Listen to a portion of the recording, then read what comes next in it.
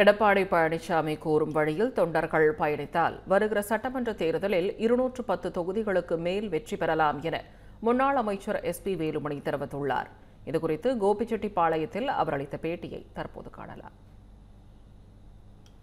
ஒரு கிராமத்தில் பிறந்தவர், ஒரு கிளைச்சலாக இருந்து பொதுச்செயலாளர் இருக்கிறார்களே, எடப்பாடியார் சொன்ன வழியிலே சிறப்பான முறையிலே நாம் செயல்பட்டால் கண்டிப்பாக நிச்சயமாக 2026 210 தொகுதிக்கு மேல் வெற்றி பெற்ற எடப்பாடி